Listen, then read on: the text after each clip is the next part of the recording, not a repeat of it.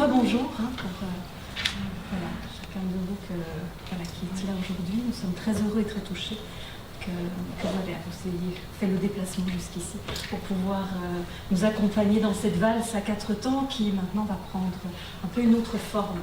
Le temps de représentation a été maintes fois énoncé lors de notre...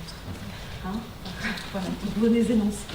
Donc voilà, on en a parlé sous diverses formes et on revient donc cette page. Voilà, donc la valse, l'intro. Et donc cette représentation, mais qu'est-ce que c'est finalement? Qu'est-ce que c'est que ce temps de représentation? Alors, là, on se base un petit peu sur du Freud. On revient un petit peu, voilà, parvenir à quelque chose d'assez psychanalytique, un terme aussi d'origine un peu philosophique, qui évoque le fait de désigner ce que l'on se représente, qui évoque le fait de ce qui forme le contenu d'un acte de pensée, et en particulier la reproduction d'une perception antérieure. On est là dans toute une inscription temporelle. Pour Bernard Couturier, le temps de représentation est à la fois un temps d'expressivité créative par les médiums plastiques, sensoriels, graphiques et verbales, et aussi un temps de réassurance, de relation à soi, de relation à l'autre. C'est là que donc ce développement de la pensée, donc toute cette organisation va pouvoir se faire et prendra un certain temps. On a entendu que c'est un processus qui prend du temps. Voilà. Alors remarquons que, il va falloir que lors des temps d'accueil, lors des temps de réassurance profonde et des temps de jeu sensoriel-moteur, des temps de représentation se vivent également. On les voit dans nos séances. Mais on peut les nommer plus de proto-représentation ou de pré-représentation.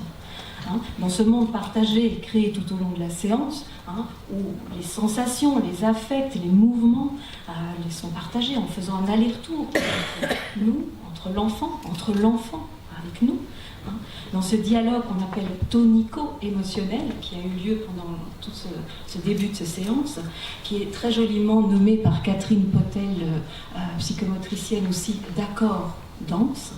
Il y a le langage qui va venir et qui va vivre.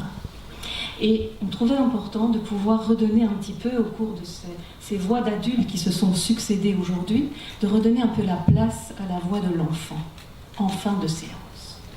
Et donc, je vais de vous faire écouter. Oui, aujourd'hui. Toi, tu as joué à quoi, toi? Je joué à la maison avec Juliette et Émilie, avec Petit Chat et à la maman et à la grande sœur. Et on a dit qui veut des glaces. Et après, moi je veux. Émilie, notre petit chat, a dit moi je veux une glace. Et ensuite, moi je veux une glace au chocolat. Il a dit Émilie, mon petit chat, et Juliette aussi. Et moi j'ai dit aux fraises. D'accord. Merci Camille. Maintenant on va écouter peut-être quelqu'un d'autre à vous de raconter. Alors, on écoute Anna et après je t'écoute. Qu'est-ce que tu as joué toi?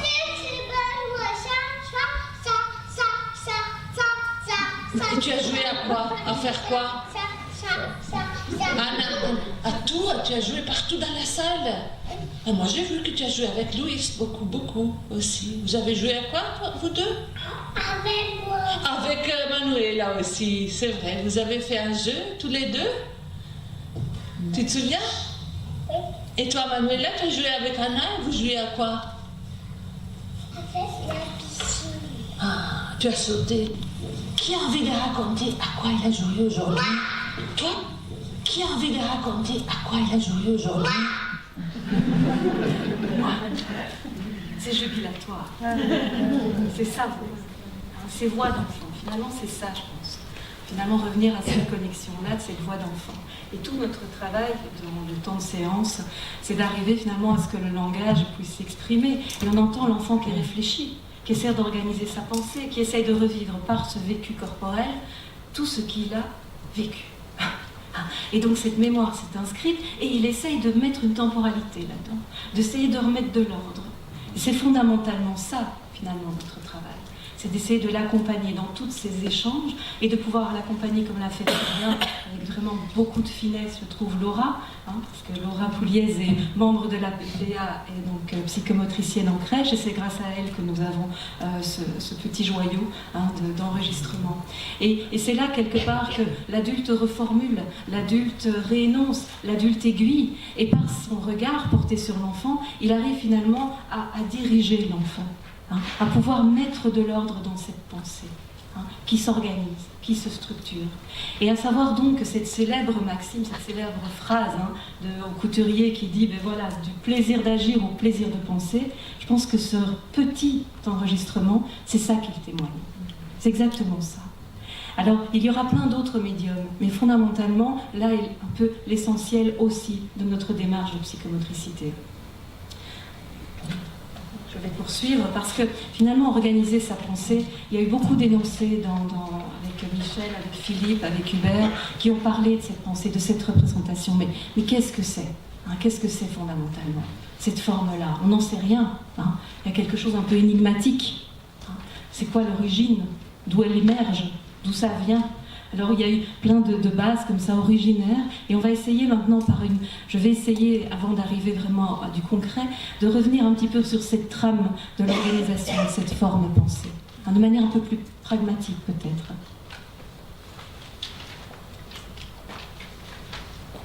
Donc comment penser l'origine des choses?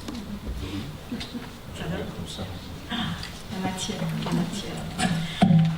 Comme il a été déjà énoncé, pragmatiquement, pour pouvoir penser, il faut avoir été pensé.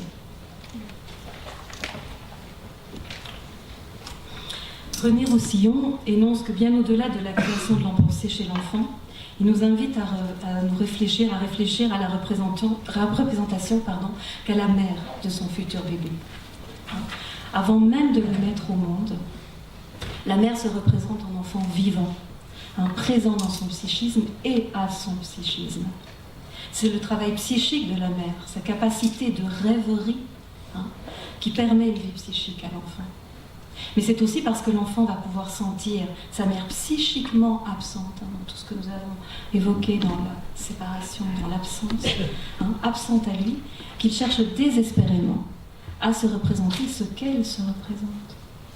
Dans un deuxième temps, donc toujours en identification à elle, il pourra l'absenter pour penser de façon plus autonome.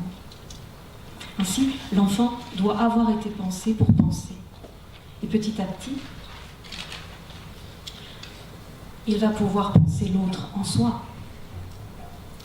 Cette pensée, comme on l'a très très bien justement énoncé, elle est faite de sensations, de perceptions. Il n'y a pas de pensée sans perception. Il n'y a pas de pensée sans sensation. La pensée, elle s'enracine là. Et Wilfried Bion, psychanalyste, énonce le processus originaire de la pensée comme une matière brute très fragmentaire, qu'il appelle le proto-mental, essentiellement corporelle et sensorielle, et qui va s'offrir à la transformation et qui va constituer là la source archaïque de la créativité. C'est là ce qu'on peut appeler l'ancrage corporel.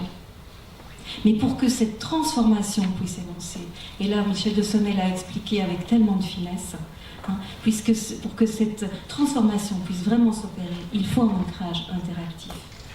Et Winnicott l'énonce lui aussi en disant qu'un bébé tout seul, ça n'existe pas. Il ne peut pas organiser ses sensations en pensée, et il ne pourra le faire que s'il est pris dans la relation à l'autre. Un bébé tout seul ne peut pas s'en sortir.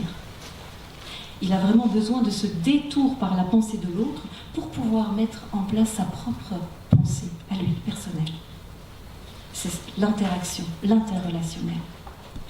Et lorsque cet ancrage interactif ne se fait pas, lorsqu'on arrive dans les dimensions, on a nommé souvent de déplaisir, lorsque l'enfant n'a pas accès à cette mère, mais également par Winnicott de manière suffisamment bonne, nous pouvons observer des difficultés, voire l'échec dans le processus d'intégration psychique primaire, du fait de l'absence et de l'indisponibilité de l'autre, mais dans la durée, dans une répétition, dans une temporalité longue, par le fait que l'adulte repousserait aussi l'élan premier de l'enfant, sans lui donner de prise, d'accrochage possible, cette interaction est mise à mal.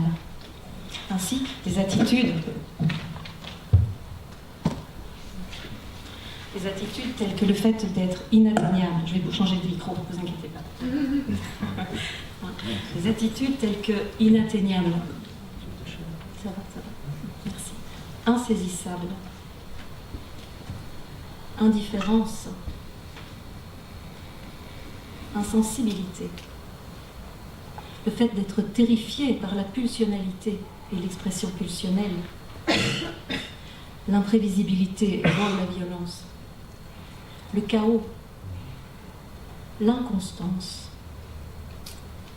le sans-accroche et le phobique du toucher impactent l'intégration et le développement psychique primaire, qui bloque alors tout le processus de symbolisation chez l'enfant.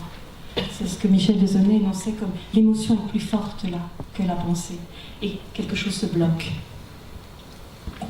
Ces difficultés et ou échecs résultent donc bien d'un objet non malléable, non plastique, non transformable. L'accomplissement de l'élan créatif ne peut donc s'opérer. Et la représentation en est donc altérée, plus ou moins gravement, avec des pertes de la conscience du corps, avec des difficultés dans la représentation de l'espace, du temps, parfois de même des pertes de reconnaissance de l'image en miroir, on en a fait écho. Des corps déformés, ressentis dans leur mal-être. Ainsi, pour que cette matière première psychique puisse être transformée et symbolisée, elle doit être logée dans des médiums qui sont perceptifs, grâce auxquels elle pourra prendre forme matérialisable. Le médium, c'est nous. C'est pas seulement un objet qu'on va utiliser dans le temps de représentation comme de la plasticine. C'est notre corps. C'est nous en tant qu'adultes. Et c'est grâce à ce transfert que ça va pouvoir être symbolisé. Cependant, pour pouvoir se loger dans ce médium perceptif, pour rencontrer cette perception accueillante, en trouver, créer, c'est ce qu'on appelle la capacité d'impression-expression chez les psychomotriciens, il est nécessaire que celui-ci soit suffisamment informe, plastique, malléable, et nous ajouterions même consistant. Ce concept de médium malléable est développé par Roussillon. Il permet de partager de nouvelles expériences pour ouvrir l'enfant à la relation et favoriser aussi ce travail de symbolisation. Lorsque cet ancrage corporel et cet ancrage interrelationnel ne se mobilisent pas, puisque vers 5 mois, chez le bébé, dans ces interactions précoces d'ancrage, naissent les pensées imaginaires d'action. Elles ont un rôle de sécurisation par rapport à ce que nous nommons l'angoisse-tension. Pour illustrer cette angoisse-tension, je vais me permettre de faire le lien avec une analyse qui a été faite par une psychanalyste, Marilia Eisenstein, sur base d'un livre Yoko Ogawa, qui est un très beau, bel écrit, qui porte le titre de Cristallisation secrète. Donc, je vais me permettre de lire un petit résumé de ce livre.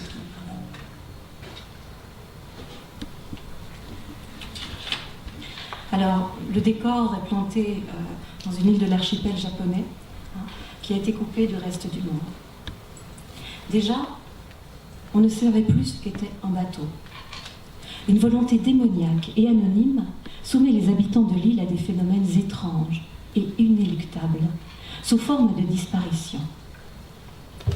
Un jour a disparu le parfum, puis une couleur, puis les calendriers, les roses. La narratrice est une jeune romancière et elle dit « C'est si difficile sur cette île de se souvenir d'un parfum, puisque de toute façon, le parfum a disparu du cœur de chacun. » Le matin où les roses disparaissent, elle se promène dans une roseraie. Mais j'avais beau lire tous les panneaux décrivant les différentes espèces, je me rendais bien compte que déjà l'émotion s'était effacée et je ne voyais plus ce qu'était une rose. Le père de la narratrice est ornithologue. Un jour, tous les oiseaux s'en allèrent. Elle voudrait désespérément garder en elle leur manière de voler, le bruissement de leurs ailes, leur gazouillis, leur couleur.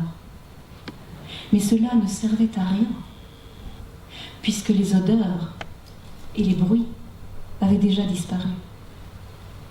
L'oiseau, qui aurait dû être plein de souvenirs de mon père, n'éveillait plus en moi aucun sentiment de tendresse. Quand le cœur s'est dilué, l'oiseau n'est plus qu'une créature planant dans l'air grâce à des ailes actionnées verticalement.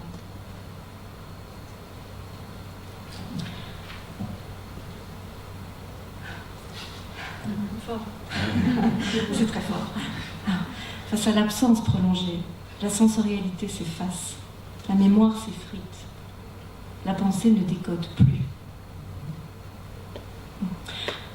Ceci peut vraiment, peut-être, hypothétiquement, illustrer quand même le processus de symbolisation primaire qui s'effectue bien à partir de ces premières inscriptions sensorielles et motrices. Pour revenir à l'évolution de la pensée, après ça me permet dans ces blocages qui peuvent subvenir dans le développement psychique de l'enfant. Lorsque l'on poursuit, après avoir été pensé par l'autre, pensé l'autre en soi, arrivent les fameuses pensées magiques. Seules les pensées provoquent les événements. Quelle force d'omnipotence!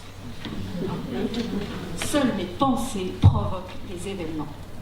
La pensée magique, ou le pensée magique. Dans le jeu spontané de l'enfant, c'est ce qui aide l'enfant à diminuer l'intensité de son vécu lors des moments douloureux. Heureusement qu'elle est là. Pouvoir dire quand la table est méchante parce qu'on s'est cogné, méchante table. Toutes ces proportions-là. L'enfant met en place des pensées imaginaires d'action par la voie d'action réelle. La pensée magique confère donc à des créatures fabuleuses des pouvoirs extraordinaires. Tous les héros inventés auxquels l'enfant est totalement identifié, Fortnite, triomphent. Cette omnipotence de la pensée magique a une fonction vraiment de sécurisation face aux angoisses. Les façons de se représenter les débuts de la pensée sont limitées. Les grands mythes comportent une dimension plus large, plus métaphorique, et offrent des ébauches de réponses aux grandes questions justement existentielles, l'origine de la vie, de la terre, de la pensée. Voilà pourquoi les histoires, ces fameuses histoires, ces fameux contes, que les enfants adorent entendre à répétition, encore, ces contes racontés lors de notre temps de représentation peuvent offrir des réponses. Et là, petite technologie,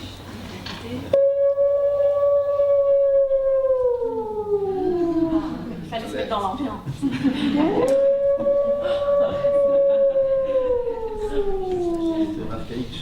Très archaïque. On est là vraiment dans quelque chose de très viscéral, qui réveille vraiment une pensée ou un tout autre ordre. Donc comment répondre, et ça, quelque part, ça permet de prendre distance. Petite technologie, j'en profite pour remercier Mathias, parce que c'est grâce à lui que j'aurai quelques bruitages. Merci. Ensuite, donc pour pouvoir arriver, en fait, de se penser soi et de penser le monde. Passer du principe de plaisir au principe de réalité, et donc abandonner doucement cette pensée magique pour s'inscrire dans tout ce qui est de l'ordre de, cette pensée plus rationnelle, où l'omnipotence va petit à petit diminuer. Et là, Piaget nous le montre bien avec, quand même, dans sa structuration de la pensée, c'est lui qui, quand même, aborde la sensorimotricité, 0 et 2 ans. Je pense que c'est quand même quelque part intéressant aussi de remettre les fondements de notre pratique aussi sur ces développements et ces recherches. Mais finalement, pourquoi pense-t-on? Pourquoi avons-nous toutes ces pensées en tête? Pourquoi nous là avec parfois ce rare carrousel mental? Pourquoi avons-nous ces éléments qui viennent nous submerger? Pourquoi à certains moments ça ne peut pas s'arrêter? Pourquoi nous devons respirer pour pouvoir parfois revenir à un calme au niveau de notre pensée? Bernard Gols nous offre ici les 3 fonctions vraiment fondamentales et que nous retrouvons également dans notre pratique. Ces 3 fonctions, finalement, de la raison de cette pensée chez l'être humain, dont on ne retrouvons pas chez les animaux, ou en d'autres niveaux peut-être, on ne sait pas. Encore un mystère, ou une énigme. Les 3 fonctions. La première, c'est que la pensée fait partie du système de par-excitation de l'enfant. Le bébé, comme on l'a énoncé, a fondamentalement besoin dans son environnement des adultes. Au début, principalement dans ses besoins corporels. Idem pour sa pensée. Il a besoin d'un autre pour penser ses propres perceptions, pour les mettre en mots, pour les accompagner, pour leur donner une réponse. La pensée, c'est donc un filtre entre la perception et l'objet. La structure. Deuxièmement, la pensée permet d'intégrer la relation discontinue avec les objets externes. Dès notre naissance, comme nous l'avons déjà évoqué, dès la sortie de l'utérus, la vie durant, nous sommes confrontés à une expérience de séparation permanente. Se séparer du sein, de la mère, vivre la séparation par rapport aux matières fécales, on va se séparer jusqu'à la mort. Une succession de séparations qu'il nous faut affronter de la meilleure manière possible. Un des moyens de lutter contre la séparation avec les objets externes, outre le doudou, c'est de compenser ces ruptures par un recours interne à la représentation. L'activité de pensée a donc une fonction réparatrice par rapport à la séparation. Troisièmement, comme l'a très bien énoncé aussi Michel, penser consolide ses bases narcissiques. Se sentir penser favorise une continuité dans le sentiment d'exister. Ça fait du bien de comprendre les choses. Ça fait du bien. Ça fait du bien d'analyser. On se sent exister davantage. Tout ce processus de pensée nous a donc permis de passer de cette chose qui représente à petit la représentation de la chose. Ainsi, dans ce temps de représentation, comment cette représentation de la chose va pouvoir émerger. Donc, diverses formes créatives vont pouvoir être utilisées dans le temps de représentation. Alors, tout va dépendre de la manière dont quelque part nous expérimentons nos séances. Est-ce que nous sommes dans des séances de type éducatif? Est-ce que nous sommes dans des séances de type groupe d'aide? Ou est-ce que nous sommes en accompagnement d'aide individuelle? Tout ça, c'est déjà un des premiers éléments qui va sélectionner, nous aider à sélectionner aussi le médium que nous allons pouvoir offrir à l'enfant, mais également le temps que nous avons, l'espace que nous avons, le matériel que nous avons à notre disposition, mais aussi qui nous sommes. Je pense que c'est important aussi de rester fondamentalement en lien avec qui nous sommes. Dans l'essentiel, si nous sommes attirés par telle ou telle matière, ou si quelque part le rythme nous convient mieux que la matière plastique, c'est important de pouvoir ouvrir cette voie-là. Néanmoins, entendons quand même que l'enfant a des besoins et que dès tout petit, avant même de pouvoir marcher, l'enfant est intéressé par la trace. L'intérêt qu'il va porter sur le bic que l'adulte tient, l'intérêt qu'il va porter sur la trace qui est laissée par ce bic, sur le papier, avant même un an, il y porte déjà de l'attention. Donc, c'est important aussi de pouvoir connaître quelque part cet intérêt fondamental pour le jeune enfant, pour pouvoir aussi, dans notre pratique, sélectionner le médium qui nous pourra nous convenir au mieux. Ici, on ne va pas les développer tous, mais ce qui revient en tout cas, dans tout ce qui a été énoncé, il y avait les médiums de rythme, de danse, de chant, les rondes, comme nous avons vu en jouant, les histoires qui ont été énoncées, puis tous les éléments plus graphiques comme le dessin, la peinture, le modelage, les constructions, et aussi tous ces éléments quelque part très sensoriels comme le massage, l'automassage et la respiration. De plus en plus d'éléments pour travailler la respiration sont de mise dans nos séances. Je pense que c'est important de pouvoir les intégrer de plus en plus aussi au temps de représentation. Alors ici, les 5 médiums, j'en ai sélectionné 5. Je vais vous montrer un petit peu comment finalement on peut les approcher. Ces 5 médiums, à savoir donc, le modelage, mais à partir du sable, le modelage avec la terre glaise. Ensuite, il y aura le dessin, la peinture, le massage et la construction. Ces 5 médiums, je vais approcher un petit peu une petite découverte de ces éléments. Ça va, vous êtes prêts? Oui, on va pouvoir être dans la ballerine. Vous avez vu, mon premier mouvement, c'était ça. Et c'est exactement ça.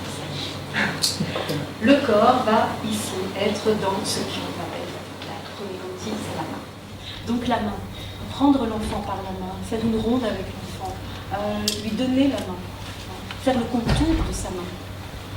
Ce sont tous des éléments d'une simplicité hallucinante. Et fondamentalement, là, on est déjà au cœur de l'essentiel de notre approche. Et cet outil-là, finalement, quand des enfants ont été confrontés à de l'insensibilité, à du non-attachement, à des situations où quelque part ils n'ont pas pu avoir de prise, où ils n'ont pas pu vivre quelque part par raisons diverses avec ce contact corporel, je pense que de revenir finalement avec des éléments très naturels. Oh, ça, oh merci. Super, ça va, c'est stable. On est là dans une des premières constructions, un petit stade de construction, répétition, soit alignement, soit le fait de faire des édifices, on l'a vu, d'accord, c'est le premier stade. Donc voilà, on y est. Donc j'en reviens à cet élément sensoriel où je trouve que c'est important de pouvoir proposer aux enfants des éléments naturels. Et le sable, qui est souvent, il faut nettoyer, il faut aspirer, ils en mettent partout. C'est pas évident, il faut des contenants. Mais fondamentalement là, on est dans une sensorialité de base.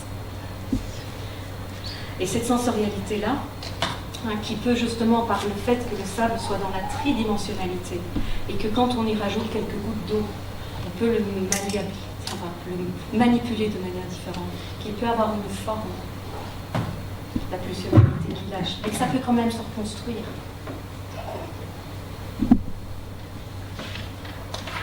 On est là dans quelque part cet élément fragmentaire, cette sensorialité des premiers, originaires. Comment est-ce qu'elle se construit? Et le sable peut quelque part accompagner l'enfant dans ces premiers éléments, comme biominosé, ces processus originaires, très fragmentaires, très sensibles, énoncés pour nous. Je pense que c'est important de pouvoir reproposer cette dynamique aussi aux enfants que nous accompagnons. Ouais, sec, mouillé, construit, qui devient la nourriture, parce qu'ils veulent le goûter. On est dans se nourrir, vouloir le mettre en bouche. Voilà, dans ce tracé très léger aussi, qui nous donne aussi quelque part des petits signes de ce que, voilà, comment est-ce que finalement cet enfant touche les choses, comment est-ce qu'il a été touché, qu'est-ce qui s'est passé dans ses premiers ressentis. Au niveau du modelage, je suis basée ici, vous avez les processus, je ne vais pas m'attarder sur chaque stade, mais les stades qui ont été bien travaillés par Sophie Crowe sur base des travaux de Geneviève Hague dans toute son observation des enfants autistes. Donc voilà, il y a eu différents processus, mais au-delà de ça, la terre glaise, dans son élément très naturel, permet justement de pouvoir s'accrocher, être dans une autre type de force, une résistance. On travaille avec quelque chose qui peut se modeler, qui peut accueillir une pulsion, qui peut se déformer et se reformer, qui peut être goûté, qui peut être mangé, qui peut être senti. Tous ces éléments très sensoriels, moi à la base aussi de notre travail, dans tout ce qui est archaïque. Et petit à petit, lorsque l'enfant, au départ, il ne va pas lui travailler dans la masse comme je le fais maintenant, en train de travailler la terre dans la masse. Un enfant va souvent prendre des éléments, les malaxer, les émietter, les morceler. Voilà pourquoi il est important d'avoir des contenants. C'est toute la capacité de portage, de contenir, de soutenir. Mais l'enfant, là-dedans, lorsqu'il va travailler ce genre d'éléments, il faudra être très attentif et aussi de connaître notre médium, le médium que nous proposons à l'enfant.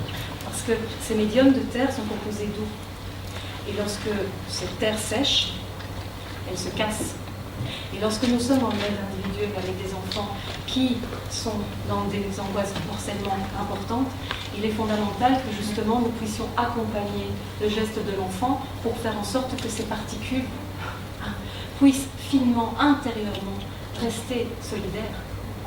Pour que lors du temps de séchage, quand il y aura cette transformation, elles puissent malgré tout tenir. Et là, être aussi notre fonction de pouvoir connaître notre médium et le médium que nous proposons à l'enfant. Pour petit à petit arriver alors à des éléments qui peuvent arriver à une individuation lorsque le processus de transformation se mobilise.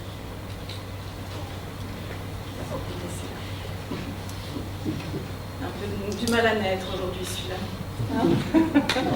Ça va, c'est d'accord. Ce qui est magique avec la terre, c'est que quand elle sèche, elle peut se craqueler, mais quand elle est entière, elle nous sert aussi de traces. Donc ça ne fait pas si craque que ça. Elles sont même meilleures que nos craies. Donc de garder finalement nos terres, de les faire sécher en craie, ça permet aussi à l'enfant d'être dans quelque chose aussi de très primaire, archaïque. Et j'en viens au dessin avec ces différentes traces que Bernard Couturier nomme dans ses premières traces. Oui, des symbolisations archaïques, des symbolisations, ces premiers éléments, où finalement l'enfant va être dans des balayages, des sinuosités. Il y aura tous les éléments, qu'est-ce qu'il y a encore, les lignes verticales. Et puis il y aura les spirales.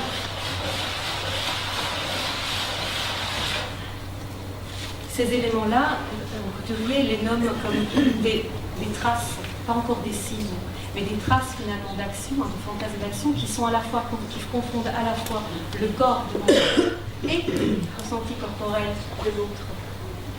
Et Geneviève Hall pousse même cette observation en disant que la manière dont la mère et l'enfant se seront interpénétrés par le sang, par la bouche, par le regard, la manière dont ces éléments se seront interpénétrés au début, dans le plaisir et dans le déplaisir aussi, permettront à l'enfant de finalement ces éléments de petits points que l'enfant aime pousser. Ça peut nous donner des indications par rapport justement à cette manière dont ces premiers regards se sont interpénétrés. Les formes qui viennent ensuite avant d'arriver au bonhomme. Vous voyez, quand on est dans la permanence du monde, il y a trois formes quelque part symboliques avant d'arriver au bonhomme. Il y a la trace passée de la trace au signe.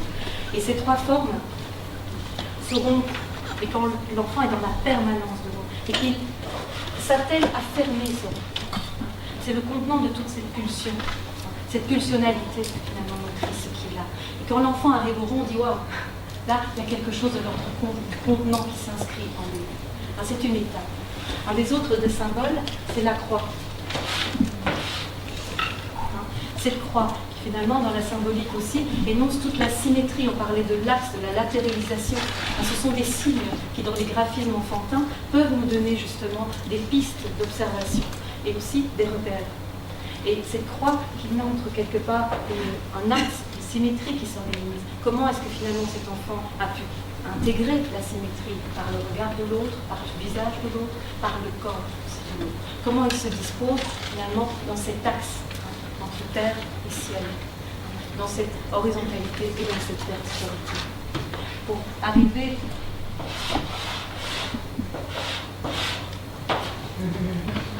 au carré, le carré qui structure, le carré qui contient, le carré qui donne une permanence, le carré qui garde, qui me permet d'en prendre un ici, une immuabilité et une forme qui se pose, cet ancrage. Et je pense que là, quelque part, on arrive après, avec les détails, à quelque chose qui se transforme dans le graphisme de l'enfant. Pour arriver et faire le parallèle alors avec toute l'observation de Luquet, qui a fait donc tout le travail d'analyse du dessin de l'enfant, en arrivant du bonhomme départ jusqu'au réalisme visuel. Mais là-dedans, c'est important de pouvoir repérer ces signes, parce que certains enfants, quand ils ont une représentation d'un dessin ou d'une image peut-être, et qu'ils ont été finalement bloqués dans leur processus, parce que dans leur histoire, ils ont parfois imaginé que leurs parents allaient venir chercher. Ils ont parfois imaginé qu'ils allaient bientôt être accueillis. Et puis que finalement, ça ne s'est pas fait. Et puis, ils sont là dans l'attente. Et puis là, on leur demande en représentation, mais viens tracer ce que tu as en toi. Ah non. Comment est-ce que je pourrais venir tracer ce que j'ai en moi, alors que je sais que ce que j'ai déjà eu en moi dans ma tête avant, c'est pas arrivé. Alors après, on me demande de venir tracer quelque chose, de venir poser un dessin. Alors on voit des traces fugitives. Juste un petit trait pour dire, ah, je suis quand même là. Et c'est là où, quelque part, c'est important de pouvoir repérer ces éléments-là. Et en séance de psychométricité, à certains moments donné d'études individuelles, lorsque les enfants ont trop de difficultés à entrer dans ce temps de représentation, ça vaut parfois la peine de faire entrer le temps de représentation dans la séance. Et de pouvoir proposer dans la séance, dans un espace sécurisé, l'enfant ne sera pas justement mis à mal par rapport à l'espace, où le regard sera bienveillant, où l'accueil de sa classe sera bienveillant. Là, il pourra finalement, voilà, sur une petite feuille, ou avec un petit bout de plasticine, représenter quelque chose. Pas forcément tout de suite, dans le temps ou l'espace de représentation. À nous de réfléchir, d'être à ça.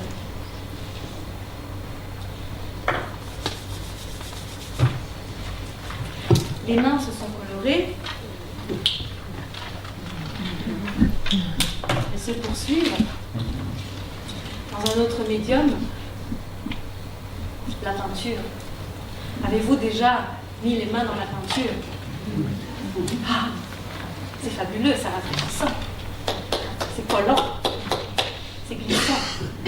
On est dans tout ce qui se passe en séance. Ça tâche, ça décolle, on est là-dedans.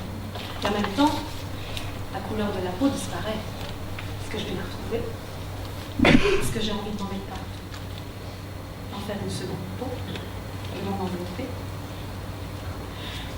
Et puis quand ça sèche, ça tiraille, c'est moins confortable, c'est moins élastique.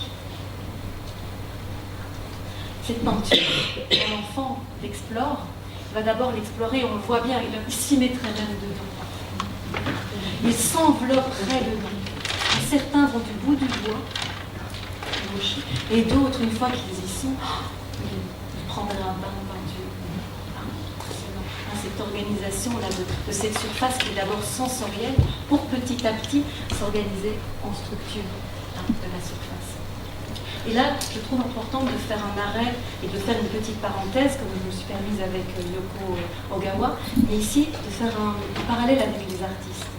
Parce que les artistes, quelque part, dans tout ce besoin essentiel de créer, peuvent vraiment nous aider à comprendre comment cette créativité est essentielle aussi dans la construction psychique de l'enfant. Et pour cela, je vais me baser sur le travail que Winnicott a fait à partir des œuvres de Bacon. On parlait des monstres. Ces fameux monstres que Bacon a peint et qui, quelque part, à un certain moment, nous mettent fort mal à l'aise, comme certaines œuvres des enfants. Et dans tout ce travail, justement, de Winnicott énonce ce rôle joué par les interactions premières entre la mère et l'enfant. Et qu'à travers ces œuvres, Bacon semble, quelque part, voilà, comment dire, percevoir le visage qu'il a lui-même perçu de sa mère, mais aussi qu'il a lui-même perçu dans le regard de sa mère. Comment a-t-il été perçu, lui, dans le regard de sa mère? Et quel est l'impact que ça donne? Didier Ancieux énonce même que les éléments, justement, d'ordre sensoriel, comme dans les peintures des enfants, les dessins des enfants, il y a des absences d'éléments sensoriels.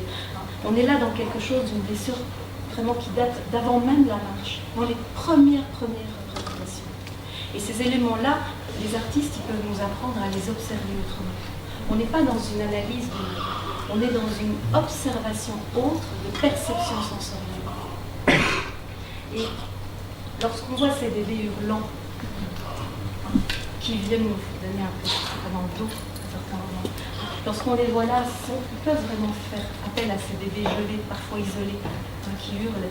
Et quand on voit des dessins de certains enfants, quels liens peuvent-ils y avoir? Ces artistes nous aident donc à porter un autre regard sur les choses et de voir dans l'œuvre les sensations du corps dans l'espace. Van Gogh et Henri Moore nous montrent également ces éléments-là. Pour la petite histoire, Van Gogh, quand il est né le 30 mars 1853, mais un an auparavant, jour pour jour, le 30 mars 1852, naissait son frère aîné, mort-né. Il s'appelait Vincent. Vincent Van Gogh vivait dans une famille de pasteurs, donc attenant à l'église, attenant à cette église, un cimetière, avec une pierre tombale au nom de Vincent Van Gogh.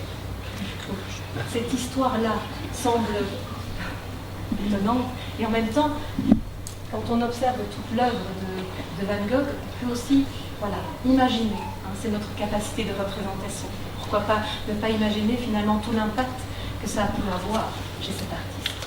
Ces sensations-là, quelles sont-elles? De quel ordre sont-elles? Qu'est-ce qui fait que cette histoire, on connaît assez bien dans toutes ses œuvres et dans la manière dont il a ce tracé tellement spécifique dans sa peinture. Cette trace-là. Henry Moore, lui, artiste britannique, sculpteur britannique, au cours de sa carrière, eu quelques difficultés à un moment avec sa femme, il souhaitait avoir un enfant. Et ils n'ont pas réussi à l'avoir rapidement.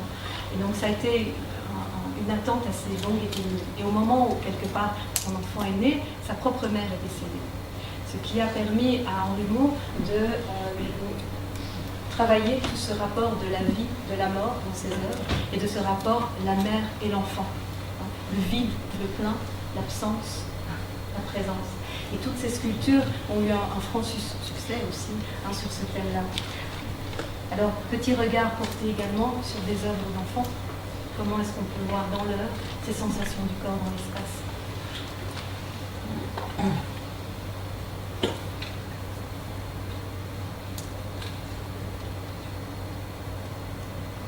On est là dans de l'informe, mais qui est encore un peu structuré.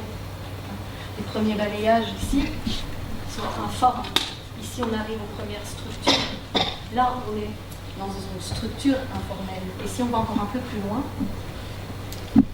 on est dans de l'informe totale, irreprésentable. Ces sensations-là intérieures, ces vécus intériorisés. Comment est-ce qu'on peut les matérialiser, ce qui est irreprésentable? Kanouki, un grand artiste chez moi, dans des œuvres monumentales, l'appelle l'abstraction lyrique dans toute son œuvre. Et Anthony Tapies, qui est un artiste espagnol, qui a travaillé, lui c'est le poète de la matière.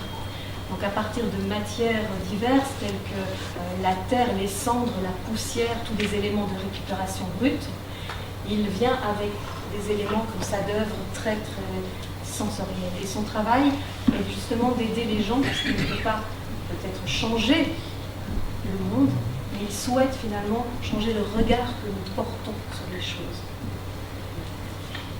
Peut-être que là aussi, nous pouvons, à travers ces premiers regards, comment est-ce que ces regards se sont pénétrés? Qu'est-ce que l'enfant nous dit dans ses œuvres informes? Qu'est-ce que l'enfant nous dit dans ses peintures impulsionnelles?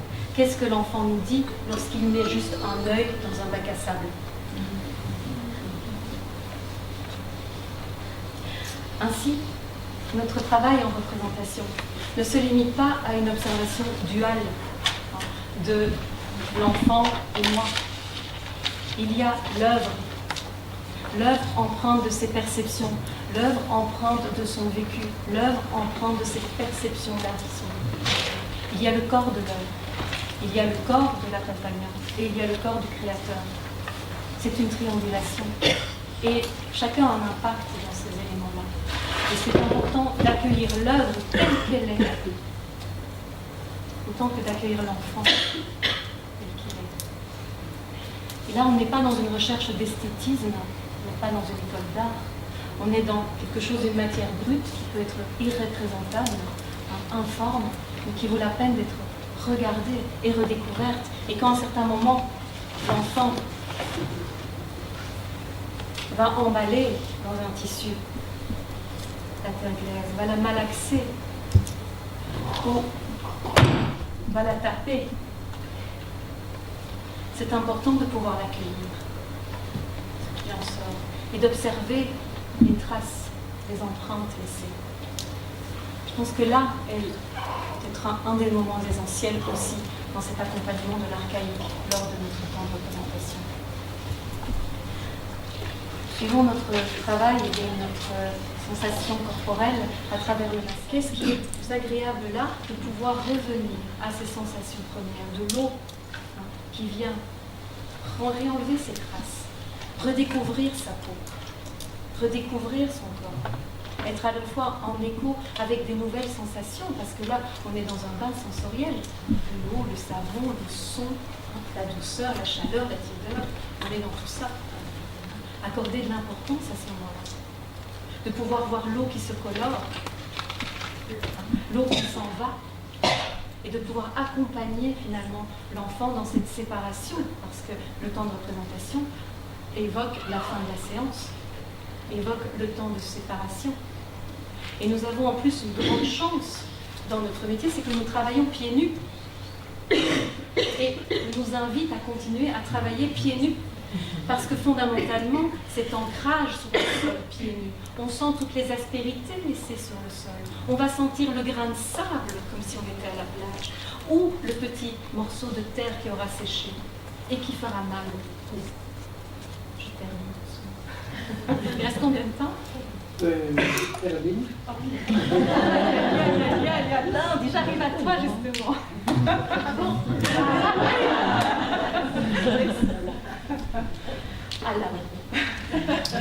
Alors, dans toute sa bienveillance, ce regard, cette présence, qui accompagne, parler de l'ancrage du pied, parce que pour pouvoir se poser, mettre ses pieds dans la terre, c'est quand même pas si confortable. C'est bon un temps, mais c'est quand même intéressant de prendre à part sur du dur. Marcher dans la gadoue, ça fatigue à certains moments. Et donc de pouvoir amener dans notre processus de travail en temps de représentation du dur, c'est important.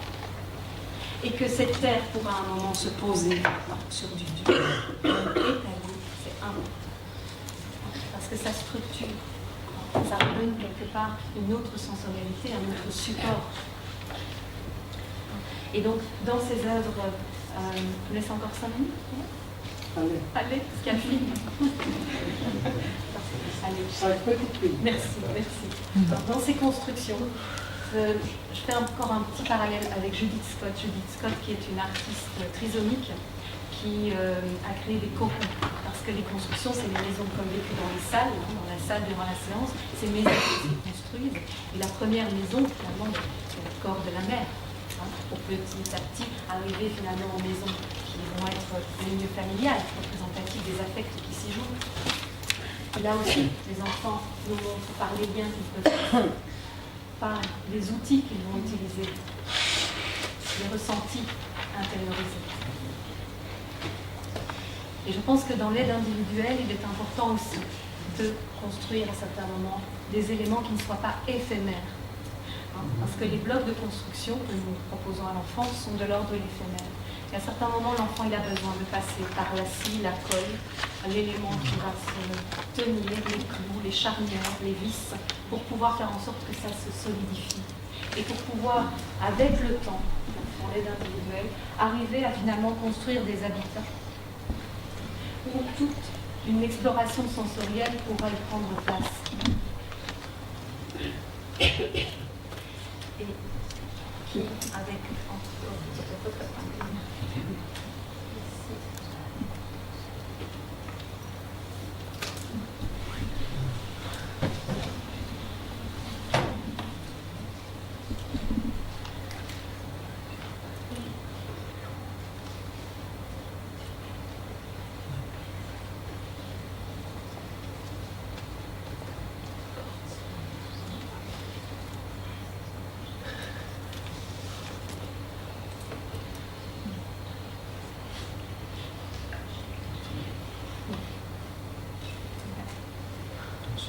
Il y a une trouve de séance aussi. c'est de séance en séance, il la retrouve.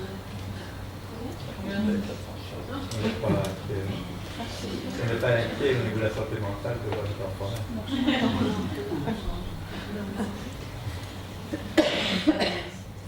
Il l'a ramené chez lui après. On travaille encore. Mais après, qu'est-ce que vous en faites? Il l'a ramené. Rendu chez Photo. C'est à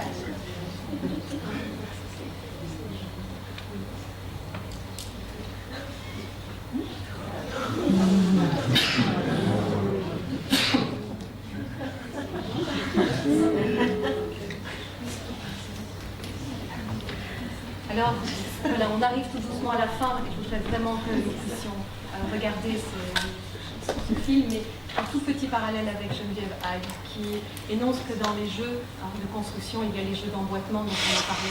Et lorsque ces jeux d'emboîtement sont complexes, pour certains enfants, ça montre aussi toute la difficulté de penser et d'organiser la pensée ultérieurement. Donc le jeu d'emboîtement, lorsque les enfants n'y jouent pas, interrogeons-nous. Comment est-ce que finalement ces éléments se mettent ensemble ou pas? Observons cela. Et pour que la pensée puisse continuer à évoluer, il faut beaucoup de pareil et un peu de pas pareil, et pas l'inverse. Et donc, c'est ces éléments et cet équilibre-là qu'il nous faut trouver dans notre travail, pour pouvoir après faire un va-et-vient, un balancier entre la sensation et la structure, entre l'archaïque et la pensée abstraite. Et c'est à nous de définir où quelque part l'enfant se situe, pouvoir voir, mais tiens, dans quoi stagne-t-il, vers quoi va-t-il dément, pouvoir petit à petit l'amener, en faisant des passages par ces médiums, pouvoir l'amener à une zone d'équilibre et d'intentionnalité. Petit à petit, progressivement. À partir de tous ces éléments de perception, de sensorialité. Hubert Buxel a énoncé un jour avec énormément de poésie que le psychomotricien était un réparateur de berceaux. Dans tout ce travail de bercement, de berceuse, de contenance, et je trouvais que c'était important de pouvoir le rappeler, car nous sommes également des gardiens des œuvres des autres. Alors, nous allons clôturer, j'ai le grand honneur de pouvoir lire le texte de Sophia Kermans, qui est psychomotricienne, qui énonce la manière dont la psychomotricité et ce temps de représentation est important pour elle. Pour moi, le temps de représentation est un temps d'arrêt, un arrêt du jeu pour venir se poser, se vivre parfois en silence, après le bruit, un échange, une histoire, mais pas n'importe quelle histoire, celle de l'enfant. Laisser une trace de soi, de l'évolution de chaque séance. Je suis venue ici et j'ai vécu ici des moments. Je suis en accord avec ce que je vis et je dis que j'existe. Je reviens et cette trace est là quelque part, dans ma boîte, dans ma farde que j'ai investie. J'existe, je suis. C'est un temps d'accolade où on se dit merci d'être qui nous sommes. Et ensemble, nous avons grandi. Nous avons découvert une autre partie de nous grâce à l'autre. Cette représentation symbolise une partie de moi que je pourrais emporter. On a été une équipe. Et ce temps de représentation, c'est un peu le temps pour savourer ensemble le repos après l'effort, avant de se dire au revoir et à bientôt. Alors, moi je suis Charlotte Collignon. Et moi je suis Joëlle Schmitt. Nous travaillons dans un centre de santé mentale de Saint-Gilles, à Bruxelles, en ambulatoire. Et nous avons des suivis en individuel, en groupe, de famille, en ce qui nous concerne. Et dans le cadre de cette journée, nous voulons vous parler de notre travail de groupe. Donc on a actuellement 2 groupes de 4 enfants. De 2 tranches d'âge différentes. Le groupe des petits, le groupe des plus grands. Ce sont des enfants qui viennent de nos collègues, de notre réseau, des enfants que nous avions suivis en individuel auparavant et qu'on a souhaité rassembler en petits groupes de thérapie. Pour nous, le temps de représentation est un temps de rassemblement, un temps de transition entre le jeu sensorimoteur, la séance et la fin de la séance. Permet aussi d'anticiper la fin de la séance, le revoir, se quitter. C'est également un temps de production, quel qu'il soit, au sein d'un groupe, avec les autres enfants, avec les adultes, mais où l'enfant est également accompagné individuellement par l'une de nous, si nécessaire. La particularité aussi du groupe, c'est que les enfants, pour qui l'accès à la représentation est plus compliqué pour diverses raisons, dans le groupe ils peuvent s'appuyer les uns sur les autres, on a des enfants comme ça qui sont venus au dessin en copiant le dessin de l'autre et puis qui petit à petit ont pu se détacher de la production de l'autre pour trouver leur manière à eux de s'exprimer.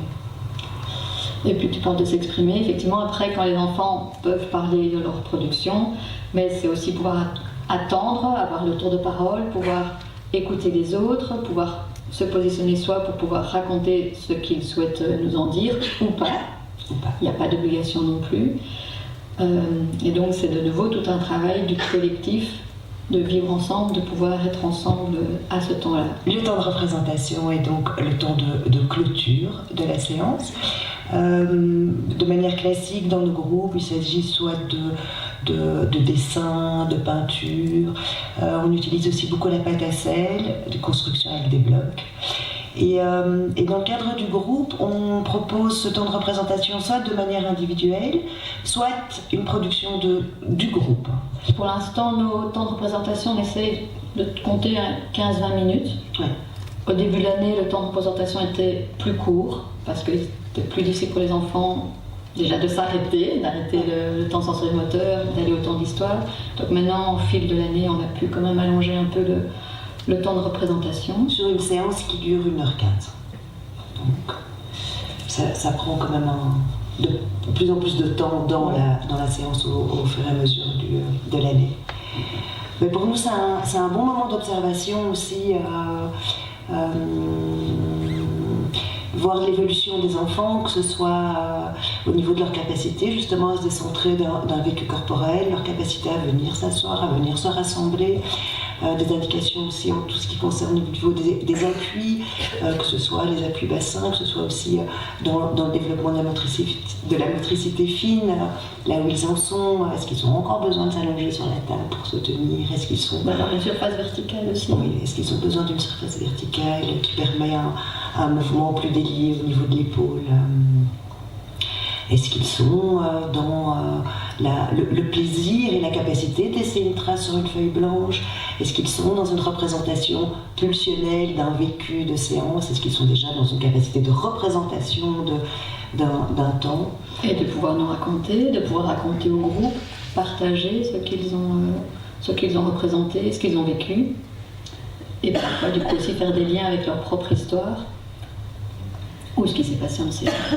Il s'agit d'un petit garçon qui est dans le premier groupe. Le groupe des plus jeunes. Le groupe des plus jeunes. Un gros retard de développement, de langage, et qui vient depuis le mois de septembre. Une de ses premières productions. Oui, parce qu'avant qu'il arrive au temps de représentation, il a fallu beaucoup de semaines et de séances. Donc là, c'est une de ses premières productions en peinture. Une ou deux séances plus tard, voilà déjà une évolution. Donc, il a vraiment pu faire tout son trait comme ceci. Et c'était une route. En séance, nous avions joué avec des cordes. C'est un enfant pour qui l'accès à la réversibilité était très compliqué. Et on lui avait proposé, en installant des cordes, de faire des circuits de voiture dans des cordes. Et quand les cordes arrivent au centre, effectivement, il faut pouvoir revenir en arrière pour ressortir. On était assez surpris de le voir venir représenter ce labyrinthe en peinture. Et puis quelques semaines encore plus tard, c'est lui dans sa voiture. Première représentation de Bradley. Là, c'était vraiment des enfants qui étaient très... peu stimulés, vraiment des enfants qu'on a dû accompagner, qui n'osaient pas venir dessiner. C'était vraiment un temps compliqué pour eux. Et donc là, on a vraiment travaillé sur le plaisir de laisser une trace. Donc là, on n'avait plus les petites voitures de nouveau. Et on trempait dans la peinture. Et donc c'était vraiment... Donc ça, ils étaient deux ce jour-là. Ouais. Donc là, c'était vraiment le plaisir de laisser une trace et quelque chose un peu inédit aussi. Ouais. Voilà. Et enfin, ici aussi, une production collective. Après une séance assez mouvementée, avec les enfants qui essayent d'écarter un peu le cadre. Et donc nous, on avait recadré très fort ce jour-là. Et donc on avait fait une production plutôt axée sur les émotions, comment on se sent quand il y a un adulte qui se fâche un peu plus. Donc Ça, c'est ce que nous, on avait représenté. Et les enfants ont rajouté leur propre état émotionnel. Oui, là, c'est un enfant qui représente sa famille systématiquement, et tous ses frères et sœurs. Voilà. Et ici, c'était une deuxième production d'un enfant qui, lui, voilà, était encore dans la trace et peu dans la représentation. Et ici, ce troisième, c'était plus en lien avec la séance. Bonjour, je m'appelle Marie Sépult, je suis psychologue, psychomotricienne et thérapeute familiale. Alors pour moi, la représentation, c'est avant tout le travail avec les familles. Ici, dans l'espace de psychomotricité, j'invite les familles à participer dans la mesure du possible et quand ça a un sens pour l'enfant et pour la famille, aux séances. Donc c'est-à-dire que les parents jouent avec l'enfant. Et avant tout, pour moi, la représentation, c'est quelque part aussi représenter ou présenter donc autrement l'histoire de l'enfant. Souvent, les enfants qui arrivent ici sont des enfants qui déjà, dans leur tout premier vécu avec leurs parents, dans le lien qui a pu se tisser, il y a déjà eu des difficultés, des blocages, et donc le fait de remettre une dynamique de plaisir et de revivre des angoisses ou des choses qui ont pu être difficiles permet déjà de représenter l'enfant aux parents autrement. Je jongle entre l'histoire familiale et le jeu de l'enfant et la spontanéité de l'enfant. J'essaye de trouver cet équilibre pour permettre qu'un nouveau tissu puisse se créer et j'ai vraiment beaucoup de plaisir à travailler dans ce sens-là. Ça, c'est vraiment pour moi comment je conçois la représentation dans la séance. Ensuite, il y a l'aspect représentation de laisser une trace. Et là, c'est la représentation plus au sens, je dirais, artistique, où vraiment l'enfant est invité à laisser une trace de ce qu'il a vécu en séance. Alors là, on peut voir par exemple des dessins. J'ai ici un dessin d'un enfant qui vit très fort dans sa relation à la famille, des angoisses de dévoration. Et depuis qu'il vient ici, déjà depuis 3 ans, il représente, au début il ne pouvait pas représenter, mais maintenant il arrive à représenter le loup, le loup qui donc fait penser aux angoisses de dévoration. Alors depuis peu, il commence à dessiner autre chose que le loup. On voit ici en tout petit, mais il y a quand même un enfant qui grimpe sur un espalier. Donc ça représente évidemment cet enfant qui tente de se sortir de ses angoisses de dévoration. Il y a aussi le cochon qui a été avalé et puis qui vomit. Il me dit qu'il vomit. Alors on peut penser qu'est-ce qu'il y a à vomir, qu'est-ce qu'il y a à sortir, qu'est-ce qu'il y a à s'en sortir. Il y a aussi l'enfant qui est dans la poussette, qui est poussé. Est-ce que la poussette, ça représente la séance de psychomotricité? Il y a le cadre. Donc il y a plein de choses qui peuvent être déduites et vues. Ce que je trouve très intéressant par rapport à cela, c'est que ça permet la représentation de parler aussi en termes de diagnostic. Ça peut être utile pour envoyer des rapports aux différents partenaires et ça nous permet aussi, quand on se retrouve avec les parents pour faire le point, d'utiliser cette représentation pour parler de l'évolution. De parler vraiment de l'évolution, ça appuie aussi notre pratique. Et puis c'est aussi pour l'enfant, quand c'est des plus petits dessins, même les grands dessins en général je les garde et je les donne après, mais c'est aussi un objet transitionnel.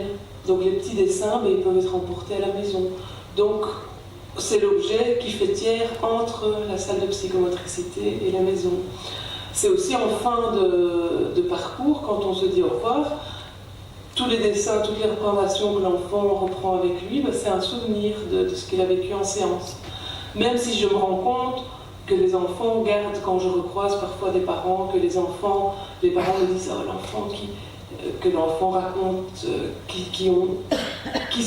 l'enfant se souvient de tous les moments qu'il a vécu ici. » Donc, à la fois, il y a le souvenir matériel, mais il y a toujours aussi le souvenir, évidemment, corporel. La représentation, ça peut être quand on est en entretien, par exemple avec un premier entretien de rencontre, Je pense à un enfant qui, pendant qu'on est en train de tisser son histoire, pendant que la maman est en train de raconter, de dérouler le fil de son histoire, cet enfant qui prenait des cordes et qui les attachait à partir des espaliers jusqu'au crochet là, et puis qui les faisait revenir là-bas, et puis qui tissait avec les cordes comme une toile, hein. Donc en parallèle à ce qui était en train de se faire, l'enfant est à travers son action en train de montrer ce qui se dit. Alors pour contenir les représentations, on peut par exemple, pour un enfant,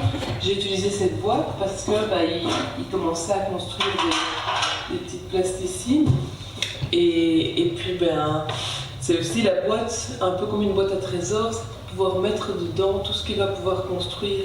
Et ça, c'est vraiment très chouette aussi, que après, quand l'enfant aura fini la thérapie, qu'il puisse repartir avec cette boîte qui sera remplie de plus en plus de choses, ou pas. Mais en tout cas, c'est veiller aussi à ce que l'enfant puisse sentir qu'il y a vraiment un intérêt derrière toutes ces constructions. Et alors, pour certains enfants qui ont encore un peu de difficulté à construire, ou pas, ou pour des enfants qui ont juste du plaisir à travailler par exemple avec le sable, ça c'est une matière aussi très chouette qu'on peut évidemment utiliser. J'utilise aussi la plasticine, la peinture, c'est les différents supports que j'ai pensés pour la représentation. Et je suis encore en train de réfléchir, et l'autre jour je voyais des cailloux, des choses, je voyais des représentations dans une fête d'école qui avait été faite pour parler de l'énergie, et je me disais tiens, il y a vraiment moyen d'explorer encore ce champ de la représentation de façon incroyable, et c'est vraiment très, très chouette et très stimulant. Donc, ce n'est pas possible de pouvoir faire une synthèse. D'emblée, je crois que ce qui était d'emblée présenté par la présentation, outre le fait qu'il y a des multimédias et des multimédiums, et la facilité avec laquelle ce PowerPoint était construit, que j'ai pu l'accueillir parce qu'il était déjà dans une multiplicité, mais c'était extraordinaire. Si je dois faire un PowerPoint, je sais à qui je dois faire appel maintenant. Même s'il y a des personnes très chouettes qui l'ont fait. Alors, d'emblée, je trouve que quand on met en évidence ce temps de représentation, on peut comme ça être attentif. On va être attentif, mais comment je ne suis pas dans mes projections, comment je ne suis pas dans mes interprétations, dans la perception de René, tomber aussi, laisser la place, je pense, aux collègues, et je dirais donc de montrer qu'il y a vraiment tout un processus collectif. Je trouve que c'est vraiment quelque chose qui est très intéressant. J'ai été vraiment tout à fait, moi, touché et ému par rapport à ce premier langage d'enfant et le temps que ça prenait pour devoir comme ça être disponible pour soit entendre le bégaiement, le ça, mais je montrais vraiment comment dans cette présentation, dans ce partage, oui, on était attentif à des choses très simples, évidentes, mais qui demandent aussi une énergie de disponibilité, de voir en quoi c'est quand même cette disponibilité qui fait à la fois écho, qui fait retour, qui fait miroir, mais pas bêtement miroir d'une escalade, mais qui permet vraiment à l'enfant de pouvoir dire moi. Enfin, je trouve vraiment qu'on sent qu'il y a cette construction identitaire. Il y a quelque chose, je vais tenir ce qui m'a vraiment frappé, entre jouer le ou du loup et d'entendre, et de voir comment ça peut aussi résonner en termes de peur et se rendre compte à quel point on peut déjà se représenter des angoisses et arriver à un peu une certaine distraction plutôt que d'être comme ça dans la gueule du loup ou d'être comme ça paralysé, comme avait dit Michel, on est vraiment sidéré. Bien sûr, la liste des multimédias, dont tu n'en choisis que 5, et je vais retrouver de façon extraordinaire comme vendeuse à la fois du sable et de la terre glaise et de la craie et de la main et la peinture. Si on était dans un silence tupperware qui vend son produit là, je trouve que tu étais extraordinaire. De nouveau, avec des traces qui sont accessibles à tout le monde, on peut retrouver ce processus d'unification. Donc c'est ma main, c'est ta main, c'est se prendre en main, c'est se donner la main, mais c'est permettre à cette main vraiment de laisser des traces. Alors je trouve que vraiment, tout en à la fois parlant de choses évidentes, mais il y a comme ça tout le fil rouge des processus comme ça de conceptualisation, dont il y a que ce soit alcool, que ce soit Geneviève A, que ce soit Sillon, que ce soit un feu, que ce soit. Enfin, c'est vraiment très beau de voir que cette trame de l'évidence, ce doublet, se dupliquer de toute cette réflexion qui amène donc ça du corps, je dirais, à toute cette réflexion sur les concepts de psychomotricité. Évidemment, quand cette trace permet de redonner du sens au krabucha, et que vraiment, les krabucha, enfin, on pourrait croire que c'est non, tu donnes vraiment comme ça une vie, je dirais, au fait du décodage du krabucha, et que c'est clair que cette notion comme ça, où les mythes qu'on t'a montré aussi, ben oui, moi j'ai aussi songé comme ça, aux mythes contemporains actuels que sont Star Wars, Harry Potter, Le Seigneur des Anneaux, et que Lego a bien pigé pour fournir sa camelote. Mais de voir comment dans ces trois mythes contemporains, les enfants sont mis à marier. Que ce soit dans Jedi qui tue tous les enfants, enfin non, tous les enfants Jedi sont tués, ou dans Harry Potter, les parents ne sont pas foutus de protéger son enfant, qui va être dans une famille d'accueil, qui va traiter. Il y a vraiment beaucoup de choses qui touchent. Et c'est pas pour rien que ça a été mondialisé, parce qu'il y a vraiment des résonances, et je trouve que vraiment ces résonances culturelles, mythiques, on va les retrouver dans le cas de la main de la sage du krabucha. Évidemment, quand tu montres et que tu fais appel non seulement à cette évidence, mais cette ligne intellectuelle qui a fait te réfléchir, et que tu donnes comme ça en pâture comment on peut faire appel à toutes les productions artistiques, et que là j'ai vraiment été, comment peut-on comme ça retrouver des étayages et d'autres imaginaires avec des expériences, que l'ordre soit de la littérature, soit de la poésie, soit de la peinture, là. Ouais, c'était vraiment un souffle qui ouvrait la perspective et qui ouvrait vraiment comme un feu d'artifice dans le cosmos. Enfin, je trouve ça, il faut vraiment que j'y m'y mette, parce que c'est pas quelque chose auquel je suis habitué, même si j'aime beaucoup les histoires d'enfants, les contes d'enfants, mais je suis pas très doué. Par contre, déjà que j'avais été initié au dessin d'enfants par Jean-Marie Gaultier, mais déjà de voir comment l'organisation psychique, la construction de l'espace-temps, pour comme ça se traduire à travers les dessins. Évidemment, si je fais moi le lien avec cristallisation secrète, et de voir comment cette histoire montre un processus de déprivation sensorielle qui a déjà été bien utilisé dans les prisons pour foutre en l'air les gens, mais aussi le corollaire, comment les enfants plutôt de type autistique ou psychotique ont des hypersensibilités sensorielles. Donc ça va aussi dans les deux sens. Il y a quand même à réfléchir sur comment on est attentif à cette hypersensibilité sensorielle. Mais c'est clair que quand tu expliquais que la mémoire peut s'effriter, que la pensée ne s'inscrit pas, mais ça, tu illustres de façon prodigieuse tous les processus de pseudo-divinisation où les enfants renoncent à penser parce que se penser, parce qu'on n'a pas été pensé, ça fait trop mal.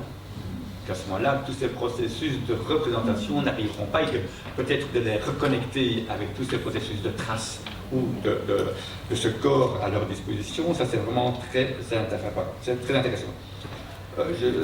C'est clair que quand elle avait parlé, on peut juste la citer, c'était gardienne de berceau, réparateur de berceau, c'est pas de moi, mais je l'ai transmis, mais c'est vrai, je trouve comment pour pouvoir bien situer en la détente pour avoir de nouveau accès à son système nerveux autonome de qualité, pas d'être figé.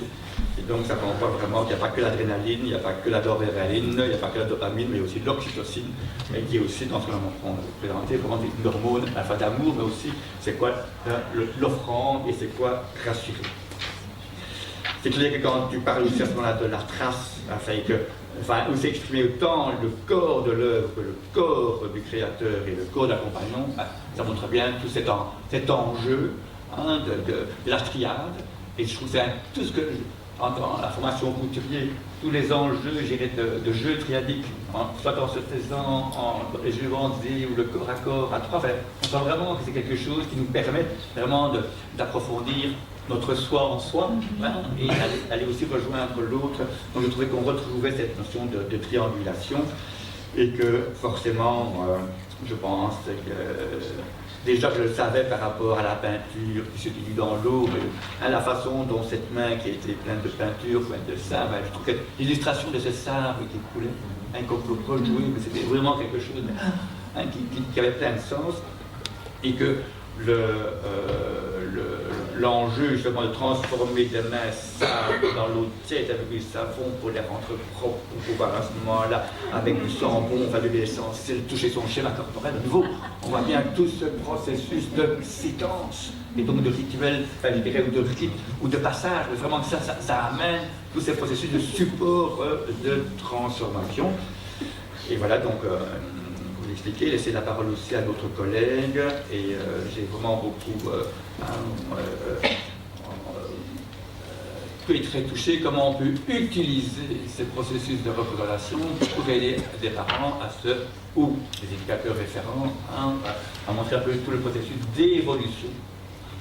Ça, je trouve que ça manque aussi dans le travail, c'est comment on montre que devient un enfant après 6 mois, après 1 an, après 2 ans. Je trouve que cette amorce au niveau de représentation pour pouvoir arriver, pas à l'objectiver, mais en tout cas à montrer qu'il y a des choses qui bougent et que l'expressivité motrice va se transformer en explicité de traces qui vont à ce moment-là, comment on part du brut, de l'irreprésentable, de l'informe, qui même, rien que cela, mérite d'être regardé, et tant mieux si ça peut être transformé en représentation partagée.